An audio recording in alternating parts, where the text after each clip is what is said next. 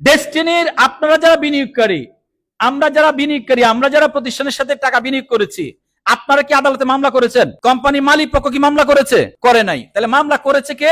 দুদক মামলা করেছে। যেহেতু দুদক মামলা করেছে, এই মামলা আদালতে নিষ্পত্তি হওয়ার আগ পর্যন্ত, যতক্ষণ পর্যন্ত আদালত থেকে নির্দেশনা না আসবে তার আগ পর্যন্ত এই কোম্পানির মালিক পক্ষ কেউ 1 টাকাও দিতে পারবে না বৈধভাবে। আপনার বিনিয়োগের টাকা ফেরত পাওয়ার জন্য 3 থেকে 4টা কাজ অবশ্যই লাগবে। নাম্বার 1, 1 নাম্বার বিষয় হচ্ছে সেটা হচ্ছে যে আপনার বিনিয়োগের টাকা ফেরত পাওয়ার জন্য প্রথম যে জিনিসটা লাগবে সেটা হচ্ছে আদালতের নির্দেশনা আসতে হবে। নাম্বার 1, এর আগে টাকা নেওয়ার কোনো সুযোগ নাই। 2 নাম্বার হচ্ছে সম্পদগুলো তাদের হাতে বুঝাই দিতে হবে, এমডি এবং চেয়ারম্যানের হাতে, তার আগে টাকা দেওয়ার কোনো সুযোগ নাই।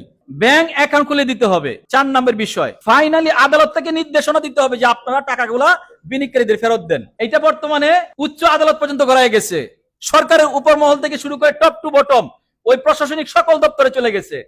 আপনাকে আসতে হবে, সকল প্রকার আইনিভাবে বৈধভাবে কাজগুলা করতে হবে, যার জন্য আপনাকে এবং আমাকে সবাইকে ধৈর্য ধরতে হবে। এমনি একটা কথা বলেছেন যে ঈদের পর থেকে আমাদেরকে 2 বছর সময় দিয়েছেন, উনি 2 বছর সর্বোচ্চ বলেছেন, এর বেশি সময় লাগবে না। কারণ আমাদের প্রথম চাওয়া হচ্ছে আমাদের বিনিয়োগ ফেরত। এখন আপনার প্রশ্ন থাকতে পারে যে আমি যে বিনিয়োগ ফেরতের কথা বলতেছেন, তাইলে এখন কি আমরা কিছু বিনিয়োগের জন্য বসে থাকবো? এই ডিস্ট্রিবিউটর যারা যারা আছে সবাই কি বসে থাকবে? বসে থাকবে না। তাহলে আমাকে কাজ আগাইতে হবে। সেই আগানোর জন্য রফিকুল আহমেদ স্যার যে কাজটা করছে সেটা হচ্ছে যে আমাদের ব্যবসাটাকে সামনে আগায় নিতে হবে। ব্যবসা যারা করতে চায়, তাহলে ব্যবসা করার জন্য কি করতে হবে? ব্যবসা করতে গেলে আপনাকে আদালতের মাধ্যমে আসতে হবে। অর্থাৎ আপনারা জানেন 2013 সালে বাংলাদেশ সরকার এমএলএম এর উপর একটা আইন পাশ করেছে। সেই আইনে স্পষ্ট লেখা আছে, বাণিজ্য মন্ত্রণালয় থেকে কেউ লাইসেন্স না নিয়ে যদি ব্যবসা করে, জেল কয় বছর? 10 বছর। এমএলএম এর লাইসেন্স নেওয়ার পরে আমাদের ব্যবসাটা শুরু হবে, যেটার মধ্যে ইতিমধ্যে কাজ চলমান আছে। আরেকটা বিষয় হচ্ছে ব্যবসা শুরু করার জন্য যে জিনিসটা লাগবে, আপনারা যারা যারা জানেন, অনেকে সোশ্যাল মিডিয়াতে অনেক কিছু লেখে, আপনাদেরকে বাস্তবতা নিয়ে আলো ব্যবসা কথা বলতে হবে। ব্যবসা শুরু করার জন্য 1 নাম্বার যেটা লাগবে, সরকারের পারমিশন, মানে লাইসেন্স লাগবে, নাম্বার 1।